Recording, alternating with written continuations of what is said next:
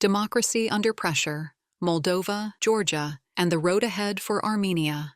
Article by Olesia Vartanyan, published on October 13, 2025, on EVN Report. The recent elections in Moldova and Georgia mark the end of their respective electoral cycles. In Moldova, September's parliamentary vote consolidated the government led by Maia Sandu, following last year's presidential race.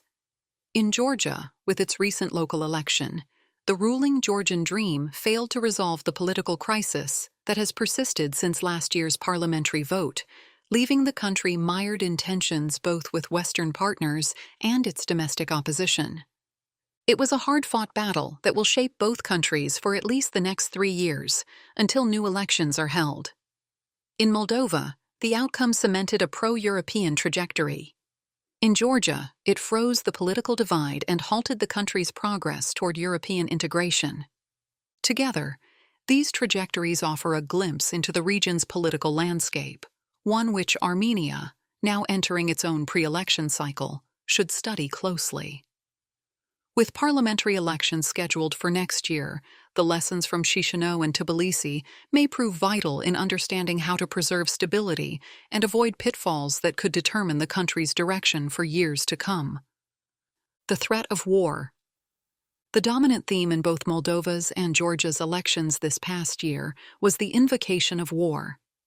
It is hardly surprising, given the 4th year of brutal fighting in Ukraine, where hundreds of towns and villages have been reduced to rubble and hundreds of thousands of lives have been lost. Both Moldova and Georgia have lived through wars of their own and still carry the burden of unresolved conflicts and a continued Russian military presence within their borders. The specter of war can push people to set aside ideals. Fear of violence can silence debates about rights, justice, and the future, all in the hope that submission to a stronger and more aggressive neighbor might somehow spare them the fate of Ukraine. This was precisely the narrative advanced by Georgia's ruling party. Last year, in the run-up to the vote, Georgian Dream plastered the capital with images of bombed-out Ukrainian cities and inundated television and social media with ominous videos warning that a vote for the opposition meant war. In Moldova, the opponents of Maia Sandu tried a similar tactic but failed. Her team managed to dismantle the false narrative with clarity and confidence that resonated with voters. They explained in simple and direct language that the threat of war was not determined by which politicians Moscow liked or disliked, but by a host of other factors. Russia's ability to fight on multiple fronts, the wider geopolitical context, and even Moscow's looming state budget deficit. Moldova's success highlighted how misguided the Georgian opposition's strategy had been. Rather than confronting fear-based manipulation, they ignored it, a mistake that still haunts them. Even in the most recent local elections, Georgian Dream once again turned to the same rhetoric of war and insecurity. The first and perhaps most crucial lesson is this: the language of fear cannot simply be dismissed. It must be addressed, unpacked, and answered with reason. People are not naive. They can tell who is lying and why. The machinery of manipulation. In the otherwise dry conclusions of international observers on Moldova's elections, 3 words appeared again and again: unprecedented, manipulation, and hybrid. They described a campaign that stretched far beyond the conventional struggle for hearts and minds. When I visited Chișinău this summer, months before the vote, the atmosphere was already charged. Posters and banners covered not just the capital, but also provincial towns.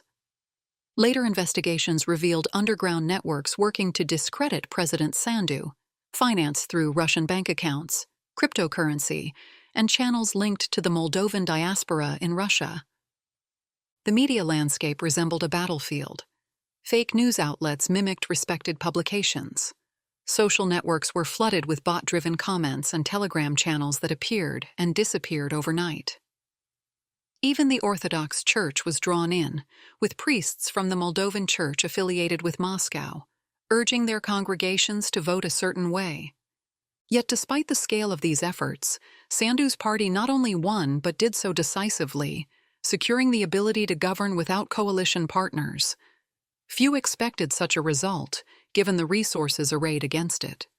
Their victory points to the second lesson: success depends on preparation, coherence, and endurance. Sandu's team began early and fought on multiple fronts. The campaign was not built around one personality alone, but around a collective effort marked by discipline and clarity of purpose. Persistence, more than anything else, brought victory. Understanding the cost of crisis. With her parliamentary majority, Maya Sandu now has a mandate to push forward with reforms aimed at deeper integration with Europe, including those that may prove unpopular in the short term. EU membership remains a distant goal, but the reforms promise stronger institutions and greater economic stability. In Georgia, the story could not be more different. Last year's elections plunged the country into a prolonged political crisis. Instead of seeking compromise, Georgian Dream chose confrontation, imprisoning opponents, weakening civil society, and driving many talented people out of the country. These repressive moves have done nothing to resolve the crisis. If anything, they have deepened it. In early October, tens of thousands again took to the streets on local election day, while voter turnout fell sharply compared to previous years. Confidence in the political process continues to erode. Externally, the crisis has strained relations with the European Union. Brussels is now reconsidering visa-free travel and trade agreements with Georgia. The political turmoil has also damaged the country's international standing, leaving it increasingly isolated at a time of global uncertainty. This is the third lesson. A prolonged political crisis is not just about politics, it's about loss. It erodes trust, damages the economy, and alienates partners. In a region already marked by instability, that is a price few can afford to pay. What it means for Armenia. All three lessons matter for Armenia as it moves toward its own elections. The Washington-brokered agreements with Azerbaijan have created cautious hope for stability. Yet the borders remain a front line, and in some places soldiers still stand only meters apart. The potential for manipulation through fear, misinformation, and nationalist rhetoric remains high. That is why it will be crucial to maintain momentum toward normalization and to implement existing agreements. Each tangible step will continue to dispel the enduring narrative that only Russia can bring peace to the region, a notion now challenged by the recent U.S.-brokered accords. Armenia, like Moldova, is a small country with deep historical and social ties to Russia. Moldova's experience in countering manipulation offers valuable insight, not only in tactics, but also in recognizing how fear and disinformation can shape public perception. These lessons are not meant to favor the current Armenian leadership, which seeks a strong mandate in the coming vote, nor to undermine its opponents. They apply to all sides.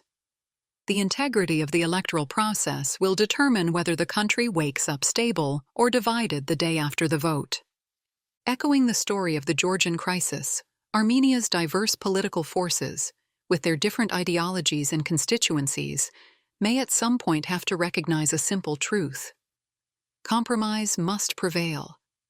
However fierce the campaign becomes, there will come a moment when the country's stability, and perhaps its very future, must take precedence over victory.